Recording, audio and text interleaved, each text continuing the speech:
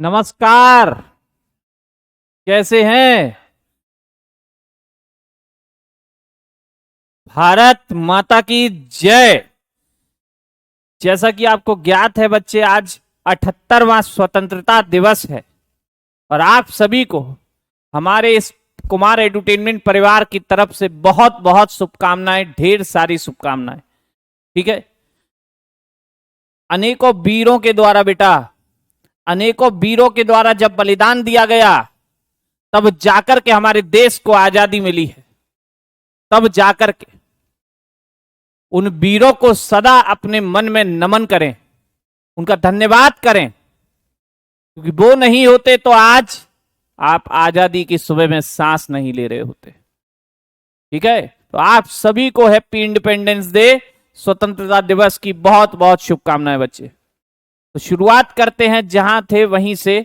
कल हमने एवक तक की बात की थी। संतना जी, नमन, नेहा, विशाल कौल, मंटू, हरेंद्र, प्रदीप, नूर, पीयूष, नमन, साहिल, प्रिंस, राकेश, सभी को नमस्कार। किसी का नाम ना ले पाए तो गुस्सा ना करिएगा, ठीक है। जितेंद्र जी, चलिए। तो मैंने कहा बेटा, कल हम एबक पर बात कर रहे थे। एबक की मृत्यु करवा दी थी हमने, एबक की मृत्यु करवा दी थी। ठीक। मैंने आपसे बोला था कि नया नया शौक था, पोलो खेल रहे थे घोड़े पर, गिर पड़े, दुलत्ती पड़ी मुंह में और घायल हो गए, मृत्यु हो गई। कुतुबुद्दीन ऐबक मर चुके थे 1210 में। अब इनके द्वारा एक दो चीजें बनवाई गई हैं, वो लिख लीजिए, फिर अगले पर चलते हैं। और फटाफट फटाफट, खटाखट खटाखट इंपोर्टेंट डेटा को कलेक्ट हमें करना है, केवल इंपोर्टेंट डेटा को। नो बातें, नो कुछ भी परेशानी में नहीं आना है, केवल पढ़ना है। ठीक। जो भरा नहीं भावों से बहती, जिसमें रसधार नहीं हृदय, नहीं वह पत्थर है जिसमें स्वदेश का प्यार नहीं। क्या बात है, शानदार, जबरदस्त, जिंदाबाद, जय भीम। अंशु जी, कुतुबुद्दीन ऐबक ने बेटा, अगर इसके कुछ एक कंस्ट्रक्शन की बात करोगे, कंस्ट्रक्शन बोले तो निर्माण, कंस्ट्रक्शन बोले तो बच्चे निर्माण, तो इसके निर्माणों में सबसे पहले आता है एक अजमेर की मस्जिद बेटा, अजमेर की मस्जिद। और उस अजमेर की मस्जिद का नाम होता है, उस अजमेर की मस्जिद का नाम आप जानते हैं, 2.5 दिन का झोपड़ा, 2.5, 2.5, 2.5 दिन का झोपड़ा इसे बोलते हैं। ठीक। क्योंकि कितने दिन में बनकर तैयार हुई थी? ठीक, 2.5 दिन का झोपड़ा मस्जिद, 2.5 दिन का झोपड़ा मस्जिद कितने दिन में बनकर तैयार हुई थी मेरे लाल? तो ये बनकर तैयार हुई थी 2.5 दिन में। आप कहोगे सर ऐसी टेक्नोलॉजी कैसे आई कि 2.5 डेज में इसने एक मस्जिद बना दी? ठीक, एक मस्जिद बना दी, ऐसी टेक्नोलॉजी इसके पास कैसे आई? आज भी अगर काम स्टार्ट करोगे तो आज भी बेटा ऐसा हो ही नहीं सकता कि 2.5 दिन में एक मस्जिद बन के तैयार हो जाए। तो मैं कहूंगा इसने बस उसे मस्जिद की फॉर्म दी थी, कंस्ट्रक्शन पहले से ही तैयार था, बना बनाया था, इसने बस ऊपर से गुंबदाकार बना करके उसे 2.5 दिन का झोपड़ा नाम दे दिया। ठीक। ये 2.5 दिन का झोपड़ा जो था, ये बेटा एक संस्कृत विश्वविद्यालय था। ये क्या था? ये संस्कृत विश्वविद्यालय, संस्कृत यूनिवर्सिटी हुआ करता था, संस्कृत यूनिवर्सिटी। ठीक है, संस्कृत यूनिवर्सिटी हुआ करता था मेरे भाई, संस्कृत विश्वविद्यालय हुआ करता था। ठीक, संस्कृत विश्वविद्यालय था, जो कि किसने बनवाया था? किसने बनवाया था बेटा? मेड बाय, मेड बाय, लिख लीजिएगा, बनवाया किसके द्वारा? बनवाया किसने मेरे भाई? तो बनवाया था आपके चौहान वंश में एक शासक हुए, जिसके काल को चौहानों का स्वर्णिम काल कहा जाता है। स्वर्णिम काल मेरे बाबू, उनका नाम होता है बिगरे राज बीसल देव फोर्थ। क्या नाम होता है? बिगरे राज, विग्रह राज दिख रहा है ना, ये कलर दिख रहा है। विग्रहराज बीसलदेव फोर्थ इनका नाम होता है, विग्रहराज बीसलदेव फोर्थ। ठीक है, बीसलदेव फोर्थ, विग्रहराज बीसलदेव फोर्थ इनका नाम था। चौहान शासक थे ये, और इनके काल को चौहानों का स्वर्णिम काल कहा जाता था। ठीक, हाँ जी शिखा जी, बना बनाया मिल गया, बस उसे 2.5 दिन के अंदर मस्जिद की थोड़ी सी शेप दे दी तो ये बन गई आपकी मस्जिद अजमेर में। और क्या इन्होंने बनवाया, तो और क्या बनवाया बच्चे, तो दिल्ली में इन्होंने कुछ 1-2 बिल्डिंग्स बनवाई दिल्ली के अंदर। दिल्ली में इन्होंने क्या बनवाया था, तो दिल्ली में इन्होंने एक तो बनवाया एक मस्जिद बनवाई बेटा, जिसका नाम होता है कुब्बत उल इस्लाम मस्जिद। कुब्बत उल इस्लाम मस्जिद, कुब्बत उल इस्लाम मस्जिद मेरे भाई, कुब्बत उल इस्लाम नाम की मस्जिद इन्होंने बनवाई। ठीक है, कहां होती है, दिल्ली में होती है, कुब्बत उल इस्लाम मस्जिद। ठीक, हिंदी में भी लिखा है, हिंदी में इंग्लिश में दोनों में लिखा है, देख लीजिए, कुब्बत उल इस्लाम मस्जिद। इसके बाद एक मीनार इन्होंने बनवाई बेटा दिल्ली के अंदर, एक मीनार इन्होंने बनवाई, एक मीनार। ठीक, कौन सी मीनार, कौन सी मीनार बनवाई, जल्दी से बताओ। आप कहेंगे सर कुतुब मीनार, कौन सी मीनार, कुतुब मीनार, कुतुब मीनार। कुतुब मीनार का कंस्ट्रक्शन स्टार्ट कराया, कुतुब मीनार का कंस्ट्रक्शन स्टार्ट कराया बच्चे। कंस्ट्रक्शन बोले तो निर्माण क्या कराया, स्टार्ट कराया, कंप्लीट नहीं बनवा पाए थे, निर्माण स्टार्ट कराया। ठीक है, इस कुतुब मीनार की अगर बात करोगे बच्चे, इस कुतुब मीनार की बात करोगे तो ये जो कुतुब मीनार थी, और भी आपको क्वेश्चन दे सकती है, तो मैं आपके सामने एक मीनार जैसी स्ट्रक्चर बना रहा हूं, समझिएगा। ठीक है, ये कुतुब मीनार है बच्चे, कुतुब मीनार। ठीक, इसमें कितने मंजिला होती है कुतुब मीनार, तो बेटा 5 मंजिल। कितने मंजिल हैं सर, 5 मंजिल। कितने मंजिल है कुतुब मीनार, 1 2 3 4 5। कितने फ्लोर हैं, 5 फ्लोर हैं, 5 मंजिल हैं। ठीक, मेहरौली दिल्ली में बनवाई, बहुत बढ़िया। ठीक है, 5 मंजिला ये इमारत है। और याद रखना बच्चे, इसकी जो पहली मंजिल का निर्माण है वो किसने कराया था, पहली मंजिल बनवाई थी कुतुबुद्दीन ऐबक ने, कुतुबुद्दीन ऐबक ने, कुतुबुद्दीन ऐबक ने पहली मंजिल किसने बनवाई, कुतुबुद्दीन ऐबक ने। ठीक, और बेटा शुरुआत में जब ये मंजिल थी, शुरुआत में जब ये मीनार का नक्शा पास हुआ था, नक्शा मैप, तो ये 4 मंजिली बननी थी। कितनी मंजिल बननी थी, 4 मंजिली बननी थी मेरे लाल। कितनी बननी थी, 4 मंजिली ये इमारत बननी थी, यहां तक बननी थी। और 2 से लेके 4 तक, 2 से लेके 4 तक इसे हम कहते हैं कंप्लीट। कंप्लीट, कंप्लीट किसने करवाया, तो बाई लगा के लिख लो, इल्तुतमिश। किसने कंप्लीट करवाया बच्चे, इल्तुतमिश इसे पूरा कराएंगे। कौन पूरा कराएंगे, इल्तुतमिश। आप कहोगे सर पूरी कहां हुई, 5 मंजिली है टोटल। मैं कहूंगा ना बेटा, 4 तक ही मैप था, 5वीं मंजिल तो एक्स्ट्रा बाद में बना दी गई। शुरुआत में जो मैप आया था, ठीक है, कुतुब मीनार का, वो कितने मंजिल आया था, 4 मंजिल आया था, 4 मंजिल। 4 मंजिल तक इल्तुतमिश ने बनवाई। इसीलिए क्वेश्चन भी आता है कि कुतुब मीनार को कंप्लीट किसने करवाया था, तो याद रखिएगा इल्तुतमिश। लेकिन हुआ क्या कि एक दिन बेटा बिजली गिरी, बिजली, बिजली समझते हो, लाइटनिंग, थंडर, बिजली गिरी बाबा, बिजली गिरी, बिजली गिरी, बिजली कौन सी माले पर, 4थे माले पर। तो ऊपर से ही तो गिरेगी बिजली, तो बिजली गिरी तो 4था माला हो गया खराब। और शासक थे फिरोज शाह तुगलक। तुगलक वंश में देखोगे FST, फिरोज शाह तुगलक नाम होता है। और उस फिरोज शाह तुगलक ने इस 4थी मंजिल की क्या कराई, रिपेयरिंग। क्या कराई मेरे भाई? रिपेयरिंग कराई, रिपेयरिंग। क्या करवाई? रिपेयरिंग। किसने करवाई? तो बाई लगा के लिख सकते हो, या एक और लिखो, ये 5वीं न्यू मंजिल, 5th न्यू फ्लोर, 5वीं नई मंजिल किसने बनवाई? 5वीं नई मंजिल। ये दोनों काम एक ही व्यक्ति ने किए। 4थी मंजिल की रिपेयरिंग और 5वीं नई मंजिल किसने बनवाई मेरे भाई? तो याद रखना, बाय फिरोज शाह तुगलक। किसने करवाया? फिरोज शाह तुगलक। 4थी मंजिल की रिपेयरिंग और 5वीं नई मंजिल किसने बनवाई थी? तो फिरोज शाह तुगलक ने बनवाई थी। FST ने बनवाई थी। FST ने 5वीं नई मंजिल और 4थी की रिपेयरिंग। इतनी बात क्लियर।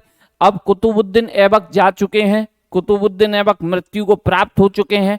कुतुबुद्दीन ऐबक के बाद में इनका बेटा बनता है बच्चे शासक। इनका बेटा क्या बनता है? शासक बनता है। ठीक है, शासक, जिसका नाम था आराम शाह। आराम शाह, आराम शाह, आराम शाह बच्चे शासक बना। आराम शाह शासक बना। 1210 से लेकर 1211 तक रहा। लगभग कितने महीने रहा? 8 मंथ। कितने मंथ रहता है? 8 मंथ का इसका शासनकाल होता है।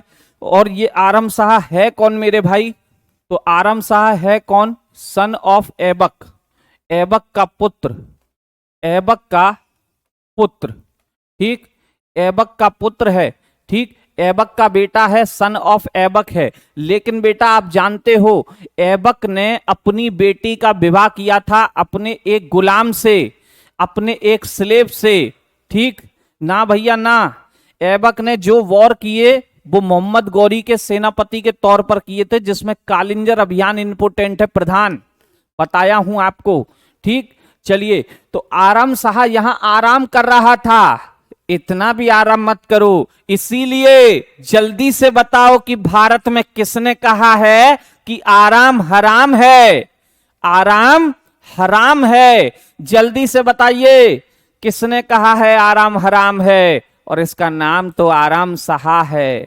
आराम शाह फरमा रहा है आराम, रेस्ट इन पीस, जाएगा जल्दी, रेस्ट इन पीस हो जाएगा, रेस्ट इन पीस हो जाएगा। ठीक, जल्दी से, आराम हराम है। क्या बात है, गांधी, गांधी, पंडित जवाहरलाल नेहरू, गांधी, क्या बात, क्या बात। आराम हराम है। पंडित जवाहरलाल नेहरू, पंडित जवाहरलाल नेहरू, बहुत बढ़िया। नेहरू जी बात जो कहे थे, अब नेहरू जी पहले होते तो इसका नाम आराम शाह नहीं रखा हो गया था। ये आराम करता रहा, इतना आराम किया कि आराम करते करते रेस्ट इन पीस हो गया।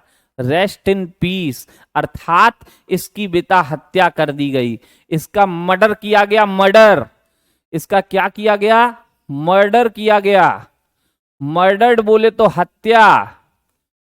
ठीक, हत्या की गई भाई, हत्या। किसके द्वारा की गई?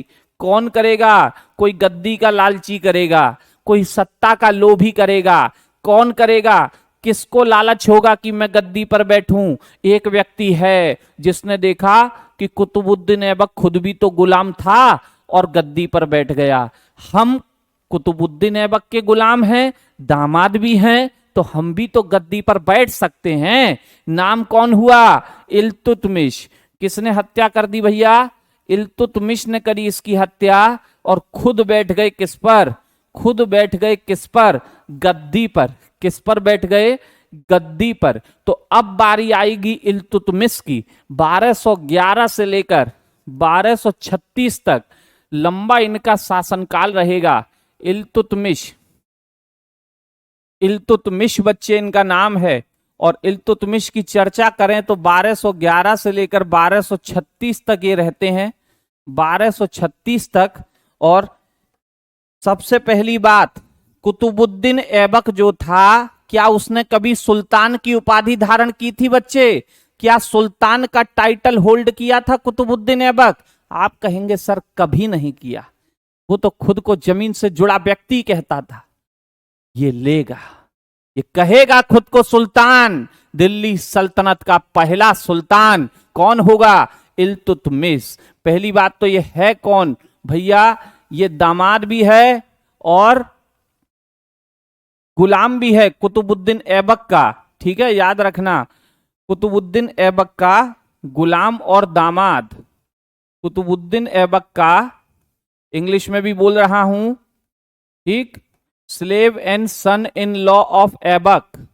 कुतुबुद्दीन ऐबक का गुलाम और दामाद, गुलाम और दामाद, ठीक, गुलाम और दामाद, ठीक है, कुतुबुद्दीन ऐबक का गुलाम और दामाद, slave and son in law of Iltutmish. ठीक, फिर बात आती है कि सर राजा बनने से पहले, बादशाह बनने से पहले ये कौन था? तो बदायूं का गवर्नर था, former governor of Badaun, former governor of Badaun, former governor of Badaun.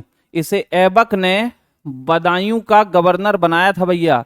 Badaun समझते होगे आप, बरेली से के पास है बदायूं।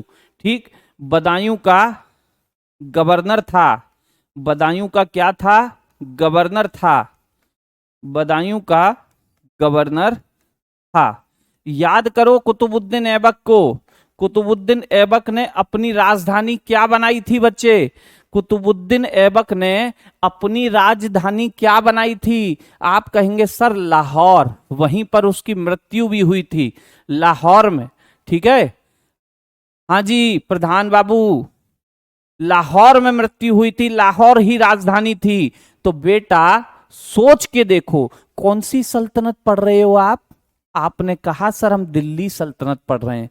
बेटा सल्तनत दिल्ली है, राजधानी लाहौर है। ये तो नाइंसाफी है ना, ये तो नाइंसाफी है। इसको दिल्ली शिफ्ट कराइए। तो इल्तुतमिश ने अपनी कैपिटल क्या बनाई?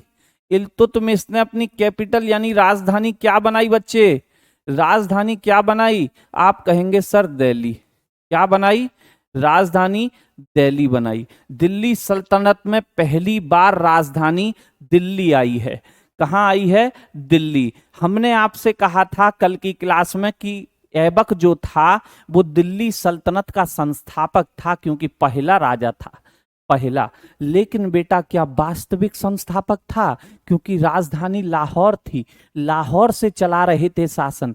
क्या वास्तविक संस्थापक कहोगे आप उसको? आप कहोगे नहीं सर, बस संस्थापक कहेंगे, इस्टेब्लिशमेंट उन्होंने किया, ये बात सत्य है। लेकिन क्या रियल इस्टेब्लिशर कहलाएंगे वो? वास्तविक संस्थापक कहलाएंगे? नहीं सर, जब तक कैपिटल दिल्ली नहीं आएगी वास्तविक संस्थापक नहीं बनेंगे।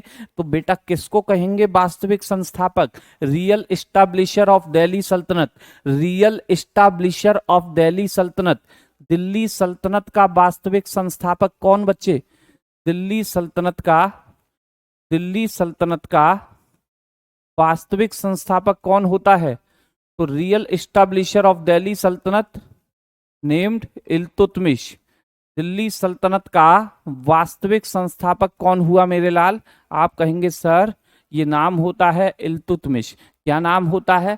इल्तुतमिश नाम होता है। और इल्तुतमिश ने किसका टाइटल होल्ड किया? तो बेटा फर्स्ट रूलर ऑफ दिल्ली सल्तनत, या फर्स्ट रूलर इन दिल्ली सल्तनत, फर्स्ट रूलर इन दिल्ली सल्तनत who hold the title, who hold the title of सुल्तान। दिल्ली सल्तनत who hold the title of, who hold the title of, the title of सुल्तान, who hold the title of सुल्तान। किसकी उपाधि धारण की? सुल्तान की उपाधि धारण की। किसकी उपाधि बच्चे? सुल्तान की उपाधि धारण की। याद रखिए, दिल्ली सल्तनत का पहला शासक, दिल्ली सल्तनत का, दिल्ली सल्तनत का पहला शासक, दिल्ली सल्तनत का पहला शासक जिसने सुल्तान की उपाधि धारण की, पहला शासक जिसने सुल्तान की उपाधि धारण की। बात क्लियर? क्लियर है? सुल्तान की उपाधि क्या की बच्चे? धारण की। ठीक है, सुल्तान की उपाधि धारण की मेरे लाल, सुल्तान की उपाधि धारण की। ठीक है भाई। अब बात आती है कि सर इसके कुछ एक खास पॉइंट इल्तुतमिश से जो बनने वाले हैं आपके एग्जाम में। ठीक, बहुत बढ़िया नमन भाई, शानदार। ठीक, तो देखिए बात सबसे पहली आती है, दो व्यक्तियों को याद करो। जब गौरी के 4 गुलाम हुआ करते थे, ऐबक, यल्दोज, कुवाचा और बख्तियार खिलजी। बख्तियार खिलजी से कोई लेना देना नहीं है, क्योंकि वो ऐबक का रिश्तेदार नहीं था। ऐबक का क्या नहीं था? रिश्तेदार नहीं था। ऐबक का रिश्तेदार कौन है? यल्दोज, ये ससुर है। ऐबक का कौन है? ससुर। ठीक, और इसे कौन सा क्षेत्र मिला था बेटा? गजनी। कौन सा क्षेत्र मिला था इसे? गजनी। कुवाचा कौन है? तो ऐबक का जीजा है, जीजा। ऐबक का कौन है? जीजा। इसे क्षेत्र मिला था बच्चे कच्छ और सिंध। शायद आपको याद हो, मैंने आपको बताया था। बताया है कि नहीं बताया? बोलिए, याद है? याद है कि नहीं याद है? याद है कि नहीं याद है? ठीक, संजना क्या चीज कह रहे हैं? सेम चलेगी। हाँ जी, बगदाद के खलीफा से खिलियत दिलवाएंगे 1229 में, याद है? बहुत बढ़िया। तो बेटा सोच के देखो, आप ऐबक के बेटे को मारे हो, ऐबक के बेटे का आपने मर्डर किया है, क्या उसके रिश्तेदारों को बुरा नहीं लगेगा? क्या इनको सिंहासन का लालच नहीं होगा कि भैया ऐबक मर गया तो दिल्ली पर हमारा अधिकार होना चाहिए था, ये दमाद बैठ गया है, हैं? उसके बेटे को मार करके ये दमाद बैठ गया है। इन दोनों के मन में लालच नहीं आएगा क्या? बिल्कुल आएगा बेटा, बिल्कुल। तो ये इल्तुतमिश के कतई घनिष्ठ दुश्मन है, क्योंकि इल्तुतमिश ने ऐबक के बेटे को मारा है। ये ऐबक के रिश्तेदार हैं खास, और बेटा गद्दी भी चाहते हैं, सिंहासन भी चाहते हैं। तो युद्ध हुए यहां पर, युद्ध हुआ यहां पर एक 1215, ये खास पूछा जाता है, याद रखना। 1215-16 की बात होती है। 1215-16, इसे कहते हैं हम third battle of Tarain. Third battle of Tarain, Tarain का तीसरा युद्ध कहा जाता है मेरे भाई। कौन सा युद्ध? तराइन का तीसरा युद्ध, थर्ड बैटल ऑफ तराइन इसको कहते हैं। तराइन का तीसरा युद्ध के नाम से जाना जाता है। और तराइन का तीसरा युद्ध किसके बीच हो रहा है? किसके बीच हुआ मेरे भाई? तो देखिए, तराइन का तीसरा युद्ध होगा आपके, एक तरफ है इल्तुतमिश, एक तरफ है इल्तुतमिश, और दूसरी तरफ है वर्सेस मोड में लगा करके लिख लीजिए, दूसरी तरफ है आपके यल्दोज। कौन है बच्चे? यल्दोज हैं, यल्दोज। कौन है? Yalduz, ruler of Ghazni, ruler of Ghazni, Ghazni के शासक, गजनी के शासक, रूलर ऑफ गजनी, गजनी के शासक हैं। ठीक है, गजनी के शासक। और रिजल्ट क्या आया? रिजल्ट क्या आया? रिजल्ट आया मेरे लाल, इल्तुतमिश ने किसे हरा दिया? इल्तुतमिश ने किसे पराजित किया? Iltutmish defeated, Iltutmish defeated Yalduz, Iltutmish defeated Yalduz. किसे हराया? यल्दोज को हराया। इल्तुतमिश डिफीटेड यल्दोज। ठीक है, इल्तुतमिश ने यल्दोज को हराया, पराजित किया। इल्तुतमिश ने यल्दोज को पराजित किया बच्चे, यल्दोज को पराजित किया। ठीक, बात क्लियर है। यल्दोज यहां से हार कर वापस चला गया, और कभी वापस इसने दिल्ली का रुख नहीं किया। दिल्ली से मुंह मोड़ लिया, दिल्ली से मुंह मोड़ लिया कि अब नहीं आऊंगा। इल्तुतमिश ने कहा मुड़ मत जाना, गर्दन कटवा दूंगा, आपकी गर्दन ही उड़वा दूंगा, अब की बार दिख मत जाना। ठीक, रूबी चौहान कह रहे हैं सीजीएल का एग्जाम कौन सी डेट को है? अरे बाबू 9 सितंबर से स्टार्ट हो रहा है? तो टेंशन में क्यों है? हो जाएगा आपका, हो जाएगा। ठीक, आपको अभी तक डेट ही नहीं पता, इतने नोटिफिकेशन हमने बाईटी पर करवा दिए यूट्यूब पर। आपको डेट ही नहीं पता, कहां रह रहे हैं बच्चे। अब बारी है किसकी, यल्दोज निबट गए, यल्दोज निबट गए, कुबाचा की बारी है, कुबाचा की। कुबाचा को भी लपेट दो, कुबाचा को भी लपेट दो। क्या नहीं बताए संजना जी, देख नहीं पाए हम आपका मैसेज, क्या नहीं बताए। ठीक, कुबाचा की बारी है और बारी 1217 में आती है, 1217 में आती है, 1217।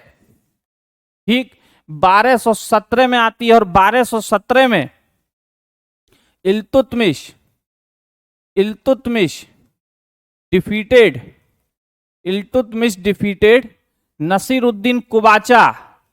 पूरा नाम था इनका Nasiruddin Qabacha, Nasiruddin Qabacha, Nasiruddin Qabacha on the bank of, on the bank of Sindhu river, on the bank of Sindhu river, Sindhu river, क्योंकि सिंध क्षेत्र इनके पास था, सिंध क्षेत्र इनके पास था, तो वहीं जाकर के हराया इल्तुतमिश ने। इल्तुतमिश ने नसीरुद्दीन कुबाचा को, इल्तुतमिश ने नसीरुद्दीन कुबाचा को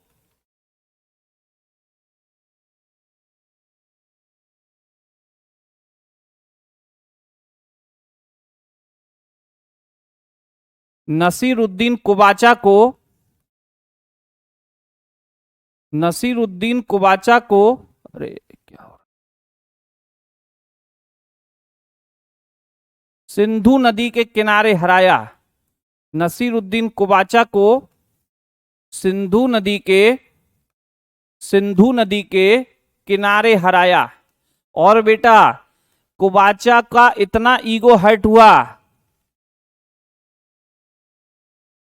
कुबाचा का इतना ईगो हर्ट हुआ, इसे ये हार हजम ही नहीं हुई, हजम ही नहीं हुई बच्चे, ठीक है, हजम ही नहीं हुई। और इसने क्या किया कि नदी में कूदकर, सिंधु नदी में कूदकर जान दे दी, जान दे दी। प्रधान जी एक ही लैंग्वेज में लिख देंगे, लेकिन बेटा कुछ ऐसे भी हैं जो फिर दिक्कत में आते हैं। ठीक, परेशानी तो होती है क्योंकि समय कम है, सिलेबस ज्यादा है, अब क्या करें। चलिए, तो मैंने कहा इल्तुतमिश ने इसको हरा तो दिया, लेकिन बेटा इसका ईगो, इसका ईगो इतना हर्ट हुआ, इसने देखा कि ये नया बालक हमको हरा गया, हमको हरा गया नया बालक। ईगो, ईगो बहुत बड़ी चीज है। फर्श वाले को या अर्श वाले को कहिए फर्श पर ले आता है, फर्श पर। ईगो ना करिए, कभी ईगो ना करिए, जितना झुकेंगे उतना उठेंगे, याद रखना हमेशा जीवन में। ये नहीं झुका, नहीं झुका तो इतना ऊपर वाले ने कहा आ जा, तू बहुत हवा में उड़ रहा है। इसने सिंधु नदी में कूदा, तैरना आता नहीं था, फड़फड़ाने लगा, सुसाइड हो गई। ठीक, नसीरुद्दीन कुबाचा ने क्या किया, नसीरुद्दीन कुबाचा ने नदी में कूदकर सुसाइड किया। कुबाचा ने नदी में कूदकर क्या कर लिया बच्चे, सुसाइड कर लिया। कौन सी नदी में कूदेगा, अरे सिंधु पास में है उसी में कूदेगा, गंगा में थोड़ी कूदने आएगा। कुबाचा ने नदी में कूदकर, नदी में जंप लगाई और भैया सुसाइड यानी कि आत्महत्या कर ली। क्या कर ली, आत्महत्या कर ली। ठीक है, आत्महत्या कर ली, सुसाइड कर लिया बाबू ने, सुसाइड। ठीक, तो ये था दोनों के दोनों दुश्मनों के बारे में। अब इल्तुतमिश ने अपने गृह कार्य में क्या क्या किया, इल्तुतमिश ने अपने गृह कार्य में यानी कि अपने क्षेत्र में क्या क्या किया, कोई काम किया खास तो उसकी बात करें तो बिल्कुल किया। तो देखिए पहली बात तो 1221 की बात होती है, 1221 में दो घटनाएं घटती हैं इल्तुतमिश के टाइम पर। एक ईरान का आक्रमणकारी था, उसका नाम आप जरूर सुने होंगे। अकबर जैसे लोग, बाबर जैसे लोग उसके वंशज थे, वंशज। दो लोगों का नाम इतिहास में खतरनाक आक्रमणकारियों के नाम से जाना जाता है, खतरनाक, रूह कहते थे कांपती थी उनके मारे। एक का नाम था तैमूर लंग, दूसरे का नाम था चंगेज खां। चंगेज खां मंगोल अटैकर, मंगोल आक्रमणकारी उत्तर भारत से प्रवेश कर रहा है, उत्तर भारत से बच्चे, ठीक है, उत्तर भारत से। दिक्कत क्या है, मैं आपको थोड़ी सी जानकारी देता हूं, ठीक है। ये आपको पता है ये भारत है, भारत जैसा ही आपका मान लीजिएगा, ठीक। भारत भावनाओं में मत भइएगा कि सर ये ऐसा कैसा हो गया भारत।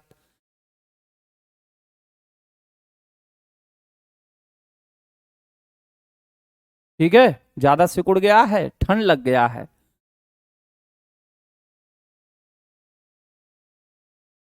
चलिए, ये भारत है, ये पाकिस्तान है वर्तमान का, ये अफगानिस्तान है, और इसके पिछू ये ईरान है, ईरान, ये ईरान है। अब आप जानते हैं कि ये पूरा क्षेत्र दिल्ली सल्तनत का है, ये पूरा का पूरा क्षेत्र दिल्ली सल्तनत का है, ठीक।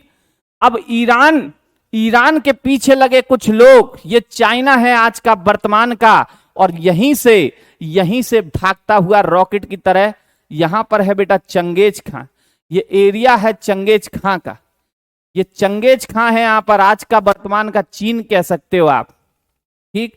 यहां पर था आपका चंगेज खां, चंगेज खां, ठीक। और यहां पर ईरान का शासक है मांगबरनी, जलालुद्दीन मांगबरनी, जलालुद्दीन मांगबरनी, ठीक है, जलालुद्दीन मांगबरनी यहां का शासक है। अब हुआ क्या कि जलालुद्दीन मांगबरनी का विवाद चला किससे, ठीक। साइंस क्यों नहीं चला है अंजलि जी, मेरी नींद नहीं खुली थी, मैंने कहा था कोई टाइम अगर नहीं हो पाया तो क्लास ना भी लगे, लेकिन हाँ अभी 1 बजे आपकी साइंस की क्लास एक्स्ट्रा लगाऊंगा, 6 बजे जो चलती है वो तो चलेगी चलेगी, 1 बजे और लगाऊंगा अभी इसी के बाद, ठीक है, अभी इसी के बाद तुरंत 1 बजे आपकी साइंस की क्लास लगेगी। तो मैंने कहा कि ये ईरान का आक्रमणकारी चंगेज खां के सामने ऐसे करके एक्शन दिया, चंगेज खां के सामने बड़े ही एक्शन में घूम रहा था। चंगेज खां ने कहा ए भाई ये क्या कर रहे हो, ए बुड़बक तुम कौन हो, तुम्हें क्या करना। चंगेज खां को बुरा लगा, चंगेज खां बोला तुम हमें जानते हो। अब ये मंगोल थे, मंगोल, ये मंगोल हाइट में छोटे हुआ करते थे, बतख के से इनके पंजे हुआ करते थे इस तरह के, जादू जादू, ठीक, ऐसे हाइट में छोटे। चंगेज खां बोला हमारे नाम से दुनिया कांपती है। जलालुद्दीन को पता नहीं था चंगेज कौन है, डायलॉग मार दिया कांपती होगी, हम नहीं कांप रहे देख लीजिए।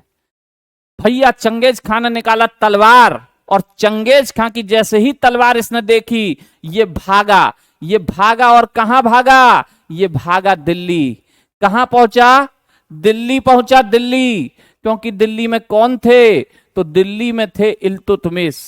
इल्तुतमिश से कहा बचाओ, इल्तुतमिश ने कहा भैया क्या बात हो गई, कैसे परेशान हो, इतना क्यों भाग रहे हो, इतना क्यों भाग रहे हो, अरे हमें बचाओ, कोई चंगेज खान आ रहा है। कौन आ रहा है, चंगेज खान आ रहा है। इल्तुतमिश के भी पैरों तले जमीन खिसक गई। इल्तुतमिश कहे भैया किधर से आ रहा है, कहे उत्तर भारत की ओर से बढ़ रहा है, उत्तर भारत की ओर से बढ़ रहा है, हमारे बचा लो, हमारी हेल्प करो, हमारी हेल्प। इल्तुतमिश बोले भैया अभी अभी मैंने सेटअप जमाया है, 10 साल मेरे शासन को होने को आई है, बड़ी मुश्किल से यहां तक पहुंचा हूं, कृपया करके यहां से चले जाइए, मैं आपकी कोई मदद नहीं कर पाऊंगा, कोई हेल्प नहीं कर पाऊंगा। इल्तुतमिश ने साफ मना कर दिया कि आपके पछड़े में हम टांग नहीं अड़ाएंगे। पता चला हमारी टांगों को भी काट करके चले गए चंगेज खां, ठीक, हमारी टांगों को भी काट करके चले गए, हम कोई साथ आपका नहीं दे पाएंगे। तब जाकर के जलालुद्दीन मांगबरनी यहां से वापस लौटे, यहां से वापस लौटे, और भारत से किसके आक्रमण का भय टल गया, भारत से किसके आक्रमण का भय टल गया, बताइए। क्वेश्चन इतना सा आएगा कि चंगेज खां नाम के मंगोल आक्रमणकारी किस समय भारत पर अटैक करने वाले थे, तो इल्तुतमिश के समय। किसका पीछा कर रहे थे, किसका पीछा, जलालुद्दीन मांगबरनी का पीछा। किसका पीछा कर रहे थे, किसके पीछे भाग रहे थे? जलालुद्दीन मांगबरनी। ठीक है, याद रखिएगा, ये पॉइंट लिख भी रहा हूं मैं कि 1221 मंगोल अटैकर, मंगोल आक्रमणकारी चंगेज खां, मंगोल आक्रमणकारी चंगेज खां, चंगेज खां का भारत पर, चंगेज खां का भारत पर आक्रमण, आक्रमण टल गया। क्या कर गया? टल गया बेटा, टल गया, हो नहीं पाया, क्योंकि हमने इसकी कोई हेल्प नहीं की। इल्तुतमिश ने इसकी कोई हेल्प नहीं की। क्वेश्चन इतना सा आएगा, दिल्ली सल्तनत में इस समय बादशाह पूछे इल्तुतमिश, कौन आ रहा है? चंगेज खां, पीछा जलालुद्दीन मांगबरनी, अगर पूछे तो, नहीं तो यही पॉइंट आता है। क्लियर? अब 1221 में एक और काम हुआ, 1221 में एक और काम हुआ। इल्तुतमिश अपनी छवि जनता के सामने बेहतरीन बनाना चाहता था, बेहतरीन, शानदार, जबरदस्त, जिंदाबाद बनाना चाहता था। ठीक, शानदार, जबरदस्त, जिंदाबाद बनाना चाहता था। और बेटा इसने इस कार्य को किस तरीके से किया कि एक बड़ा सा घंटा लगवाया, घंटा, घंटा जब वो पब्लिक के बीच में लगाया गया, मस्जिद के बाहर वो घंटा था, मस्जिद के बाहर वो घंटा लगाया गया और वहां लिखा था कि किसी को भी तत्काल न्याय चाहिए, किसी को भी इंस्टेंटेनियस जस्टिस चाहिए, तत्काल न्याय चाहिए, इसे लाल कपड़े में बजा दीजिए। कैसे कपड़े में बजा दीजिए? लाल कपड़े पहनकर इसे बजा दीजिए और आपको ऑन द स्पॉट जस्टिस दिया जाएगा। ऑन द स्पॉट क्या दिया जाएगा? जस्टिस दिया जाएगा। इसे कहते हैं बच्चे आवर ऑफ जस्टिस। क्या लगवाया? आवर ऑफ जस्टिस, न्याय का घंटा लगवाया। कौन लगवाया?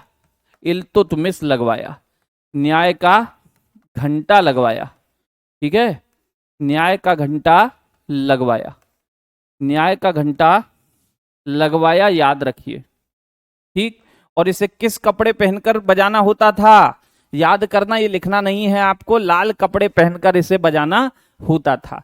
लाल कपड़े पहनकर तत्काल न्याय मिलेगा आपको, तत्काल, ऑन द स्पॉट। 1221 तक की ये घटनाएं हैं। अब कुछ एक बात कि भैया इल्तुतमिश ने, आपको एक पॉइंट याद होगा जब गौरी पढ़े थे हम, गौरी, आवर ऑफ जस्टिस कहते हैं बेटा, आवर यानी यहां घंटा कहा जाता है, रिंग नहीं कहते, बेल नहीं कहते। ठीक है, बेल आप चाहो तो लिख सकते हो, बेल आप चाहो तो लिख सकते हो, लेकिन इसे आवर ऑफ जस्टिस के नाम से ही इंग्लिश में जानते हैं, आवर ऑफ जस्टिस। ठीक है, चलिए, तो मैंने कहा एक पॉइंट गौरी में मैंने बोला था, जब गौरी ने तराइन के दूसरे युद्ध में पृथ्वीराज चौहान को हराया तो उत्तर भारत में एक नया सिस्टम लगाया था। याद करो कौन सा, याद करो मेरे भाई, कौन सा सिस्टम लगाया था? कौन सा सिस्टम? मैंने बोला था कि भारत के अंदर इस प्रणाली की शुरुआत मोहम्मद गौरी ने ही की, भले ही छोटे से क्षेत्र में की थी, केवल और केवल उत्तर भारत में हुई, लेकिन अब क्षेत्र विस्तार हो चुका है, बहुत बड़ा क्षेत्र है इल्तुतमिश के पास, तब जाकर के ये उसी सिस्टम को लगाने वाले हैं। नाम होता है इक्ता सिस्टम। कौन सा सिस्टम? इक्ता सिस्टम। बहुत बढ़िया, शानदार, जबरदस्त, जिंदाबाद। इल्तुतमिश ने भैया क्या लगाया? Iltutmish implemented, Iltutmish implemented iqta system, Iltutmish implemented iqta system, iqta system. Iltutmish ने कौन सी प्रणाली लागू की? इक्ता सिस्टम। पूछेगा दिल्ली सल्तनत में किस व्यक्ति ने इक्ता सिस्टम की शुरुआत की थी? किस सल्तनत में? देखो क्वेश्चन दो तरीके से बनेगा। भारत में पहली बार, first time in India, who implemented iqta system. Bharat में पहली बार इक्ता सिस्टम कौन लगाया? मोहम्मद गौरी लगाया। लेकिन दिल्ली सल्तनत में किस रूलर ने पहली बार इक्ता सिस्टम लगाया? दिल्ली सल्तनत में गौरी नहीं था बच्चे, दिल्ली सल्तनत की शुरुआत ऐबक से हुई है। तो दिल्ली सल्तनत में कौन लगाया? इल्तुतमिश लगाया। कौन लगाया? इल्तुतमिश लगाया। ठीक है, इक्ता सिस्टम क्या है अभी समझा देंगे। ठीक है, इक्ता सिस्टम क्या है अभी समझा देंगे। इल्तुतमिश ने इल्तुतमिश ने इक्ता सिस्टम को लागू किया, इक्ता प्रणाली को लागू किया। इक्ता प्रणाली को क्या किया बच्चे? लागू किया। अब ये जो इक्ता प्रणाली है इसे समझ लेना, ठीक है, समझ लेना क्या है ये। इक्ता प्रणाली का मतलब होता है कि भाई अब आपको जो आपके क्षेत्र के, ये जो आपका रीजन है, ये आपका जो रीजन है, ठीक है, ये आपका जो रीजन है, इसे इक्ताओं में बांटा जाएगा। इस लैंड को, इस भूमि को, इस भूमि के पार्ट्स किए जाएंगे। क्या किए जाएंगे? पार्ट्स। पार्ट्स यानी कि भाग। और उन भाग को क्या कहा जाएगा? उन भाग को कहेंगे इक्ता। क्या कहेंगे? इक्ता कहेंगे बेटा। उन भाग को क्या कहेंगे? इक्ता कहेंगे। और इस इक्ता के मालिक को, इस इक्ता के मालिक का मतलब होता है ओनर। इस इक्ता के मालिक को इक्तेदार कहेंगे। कौन कहेंगे? इक्तेदार। क्या कहेंगे? इक्तेदार कहेंगे। इल्तुतमिश ने क्या कहा?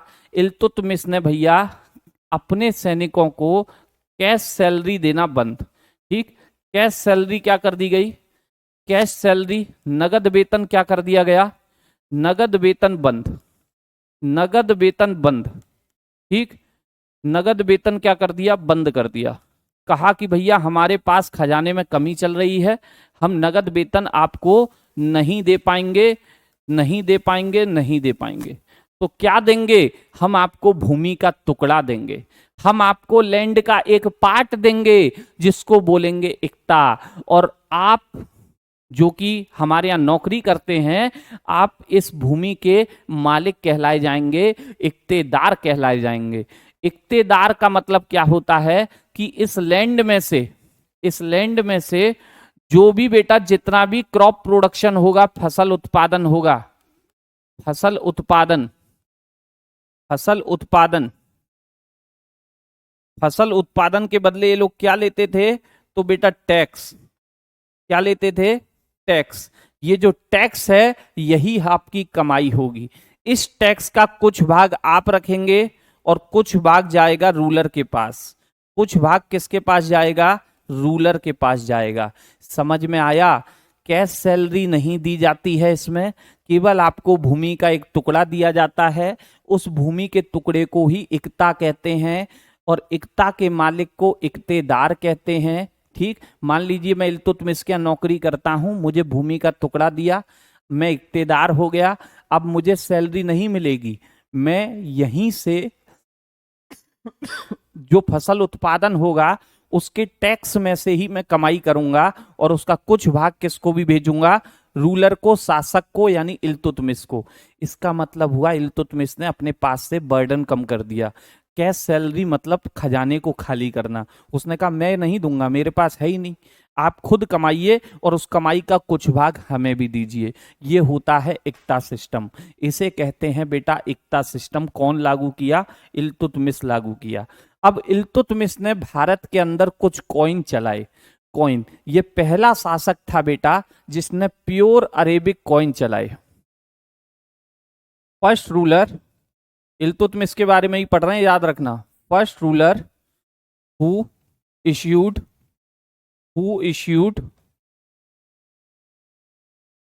Pure Arabic coin in India. Pure Arabic coin in India. Pure Arabic coin in India. Pure Arabic coin का मतलब होता है बेटा, पहले हिंदी में लिख देते हैं, यह पहला शासक था, यह पहला शासक था जिसने भारत में, जिसने भारत में शुद्ध अरबी के सिक्के चलाए। शुद्ध अरबी पद्धति पर शुद्ध अरबी सिक्के चलाए। शुद्ध अरबी सिक्के चलाए। ठीक है, शुद्ध अरबी सिक्के, प्योर अरेबिक कॉइन का मतलब है बच्चे कि वो जिस शैली पर, जिस पद्धति पर बने थे, वो पद्धति कैसी थी? वो पद्धति, उन पर डिजाइन अरेबिक थी, उन पर लिखावट अरेबिक थी, अरबी की लिखावट, अरबी की ही डिजाइन, पच्चेकारी वगैरह, ये सब था, ये सब था। ब्लूटूथ में तो बहुत बढ़िया काम कर दिया। ब्लूटूथ मतलब भैया, ये ब्लूटूथ के भी आविष्कारक हैं क्या इल्तुतमिश? ठीक है। फिर ये जो प्योर अरेबिक सिक्के हैं बेटा, ये दो थे, दो इनमें से आपसे पूछे जाते हैं, बड़े ही खास वाले। एक होता है सिल्वर का, सिल्वर कॉइन। एक होता है सिल्वर कॉइन, चांदी का सिक्का, चांदी का सिक्का मेरे भाई। ठीक है, किसका सिक्का? चांदी का सिक्का। ठीक। और एक होता है आपका कॉपर कॉइन, कॉपर कॉइन। ठीक है, कॉपर कॉइन यानी कि तांबे का सिक्का, तांबे का सिक्का, तांबे का सिक्का इसको बोलते हैं। और इनके नाम क्या थे? तो बेटा सिल्वर कॉइन को कहा जाता था टका। चांदी के सिक्के का नाम क्या था बच्चे? टका। सिल्वर कॉइन को क्या कहा जाता था? टका कहा जाता था। और तांबे के कॉइन का नाम क्या था बच्चे? तो जीतल। क्या नाम हुआ करता था? जीतल नाम हुआ करता था मेरे शेरों, जीतल नाम हुआ करता था। ठीक है, जीतल और टका। जीतल तांबे वाला है, कॉपर वाला, टका सिल्वर वाला है। ठीक। अब एक बात, एक बात, अरे बंगाली भाषा नहीं है। ठीक है, अब एक और बात बच्चे सुनना बड़ी प्यारी। ये जो कुतुबुद्दीन ऐबक का दामाद है, साथ में गुलाम है। ठीक। कुतुबुद्दीन ऐबक खुद किसका गुलाम था? गौरी का गुलाम। ये किसका गुलाम है? ऐबक का गुलाम। यानी कि गुलाम का गुलाम है, इसे ही कहते हैं स्लेव ऑफ स्लेव, गुलाम का गुलाम। क्या भी कहते हैं मेरे भाई? इल्तुतमिश को क्या भी कहा जाता है? स्लेव ऑफ स्लेव, गुलाम का गुलाम भी कहा जाता है, याद रखना। क्या भी कहते हैं मेरे लाल? क्या भी कहते हैं? गुलाम का गुलाम, स्लेव ऑफ स्लेव। क्योंकि ऐबक खुद किसका गुलाम था? गौरी का गुलाम। और ये खुद किसका गुलाम है? ऐबक का गुलाम। तो इसी को कहते हैं गुलाम का गुलाम। क्या भी कहते हैं? गुलाम का गुलाम। ठीक, गुलाम का गुलाम।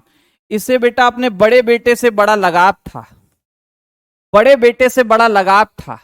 इसका बड़ा बेटा था, सर इन दोनों कॉइन का क्या यूज था? अरे भैया मुद्रा है, मुद्रा। सिक्के का यूज क्या होता है? मुझे दे दीजिए, मेरे पास कमी है, मुद्रा। ठीक है, वही मुद्रा जिससे आप संसाधन खरीदते हो और इच्छाओं की पूर्ति करते हो। क्यों नौकरी लेना चाहते हो? यही है मुद्रा, इसी की वजह से पढ़ रहे हो। यही है सब कुछ इस दुनिया की जड़, जिससे आपकी इच्छाएं पूरी होंगी। यही आपको फ्री फोकट में दे दिया जाए, आप कहोगे I don't fear, I don't fear. बहुत है कुबेर का खजाना, क्या दिक्कत है? चलिए, तो मैंने कहा गुलाम का गुलाम है। किसका? गुलाम का गुलाम। और बेटा अपने बड़े बेटे से बड़ा ही प्रेम करता था। बड़ा बेटा था इसका नसीरुद्दीन महमूद, नसीरुद्दीन महमूद। ठीक है, जिसे ये गवर्नर बनाया था बंगाल का। कहां का गवर्नर बच्चे? बंगाल का गवर्नर बनाया था। ठीक है, बंगाल का गवर्नर भी नियुक्त किया था उसको। ठीक, तो बंगाल का जब गवर्नर बना दिया तो बेटा उसके साथ तबीयत खराब बराब हुई उसकी। और तबीयत खराब होने पर उसकी क्या हो गई? मृत्यु हो गई मेरे लाल। क्या हो गई? मृत्यु। ठीक, क्या हुई बच्चे? मृत्यु हुई। ठीक है, नाम है नसीरुद्दीन महमूद। इल्तुतमिश के बड़े बेटे की थोड़ी सी बात कर देते हैं, पूछ लिया जाएगा, क्वेश्चन देता है। इल्तुतमिश, इसका बड़ा बेटा है, बड़ा बेटा, बड़ा पुत्र है नसीरुद्दीन महमूद। नसीरुद्दीन महमूद, नसीरुद्दीन महमूद। क्या नाम है बच्चे? नसीरुद्दीन महमूद नाम है। और नसीरुद्दीन महमूद की अगर चर्चा करें, नसीरुद्दीन महमूद, ठीक, ये व्यक्ति कौन था? तो बंगाल का गवर्नर इसको बना रखा था। बंगाल का गवर्नर अपॉइंट किया था इल्तुतमिश ने इसको, governor of Bengal, governor of Bengal इसको बनाया था। लेकिन बेटा इसकी हो जाती है बीमारी के कारण मृत्यु, बीमारी के कारण इसकी मृत्यु हो जाती है, मृत्यु।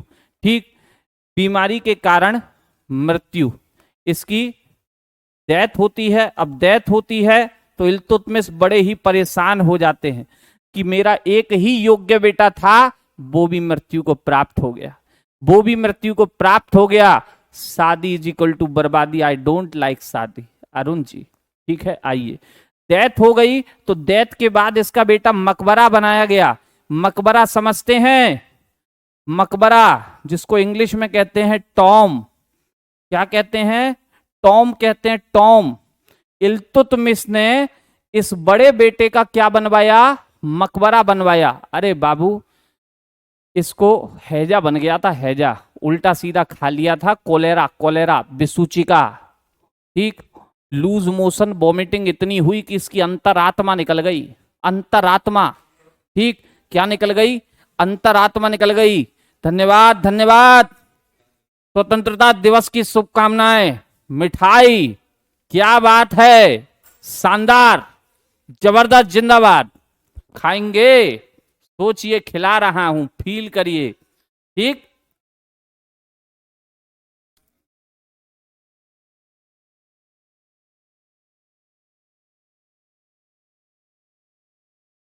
तो मैंने कहा आपसे, मकबरा किसने बनवाया? बेटा इल्तुतमिश ने बनवाया। और कहां पर बनवाया? दिल्ली में बनवाया। और इसके मकबरे को क्या कहा जाता है? इसके मकबरे को क्या कहा जाता है? याद कर लेना, सुल्तानगढ़ी का मकबरा, सुल्तानगढ़ी का मकबरा, सुल्तानगढ़ी का मकबरा इसको कहते हैं, सुल्तानगढ़ी का मकबरा इसको कहते हैं। और किसने बनवाया बेटा? इल्तुतमिश ने बनवाया। कौन बनवाया? इल्तुतमिश बनवाया बच्चे, इल्तुतमिश बनवाया, ठीक। ये मकबरा आपको क्वेश्चन देगा, मैंने एवं इसे नहीं लिखा है। ये मकबरा भारत में पहला मकबरा है मेरे लाल, ये भारत में पहला मकबरा है, याद रखना। First Tom in India, first Tom in India, first Tom in India. इससे पहले मकबरे नहीं बना करते थे भारत में, इससे पहले मकबरे नहीं बना करते थे भारत में। ये पहला मकबरा है, भारत में पहला मकबरा। और भारत में मकबरा बनाने की शुरुआत, भारत में मकबरा बनाने की शुरुआत कौन किया? किसने की मकबरा बनाने की शुरुआत? आप कहेंगे सर, मकबरा बनाने की शुरुआत किए हैं इल्तुतमिश। कौन किए हैं? इल्तुतमिश किए हैं। इसीलिए इल्तुतमिश को क्या कहते हैं? मकबरा शैली का जन्मदाता, ठीक, फादर ऑफ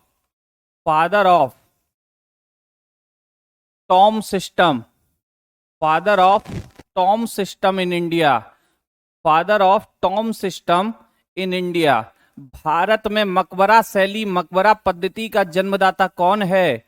भारत में कभी आपसे पूछे मकबरा पद्धति, मकबरा प्रणाली का जन्मदाता, मकबरा शैली का जन्मदाता कौन होता है बच्चे? तो याद रखिएगा नाम, नाम है मेरे लाल इल्तुतमिश। कौन सा मिश? किशमिश नहीं, इल्तुतमिश, इल्तुतमिश, ठीक है। अभी इसकी एक दो बातें बाकी हैं, बदायूं की आपकी मस्जिद, ठीक, कुतुब मीनार को पूरा कराना, साथ में अपना उत्तराधिकारी घोषित करना, उसकी बातें मैं करूंगा आपसे कल। मजा आ रहा है कि नहीं आ रहा? मजा आ रहा है कि नहीं आ रहा? इतना बताओ। हाँ जी, मजा आया? लड्डू कम रह गया, दाढ़ में लग गया बस एक, ठीक। चलिए चलिए चलिए, तो आज के लिए इतना ही। अभी साइंस की क्लास है आपकी 1 बजे, एक्स्ट्रा लगा दी है मैंने, 6 बजे तो होगी ही होगी, अभी भी है, ठीक है। नमस्कार, जय हिंद, जय भारत।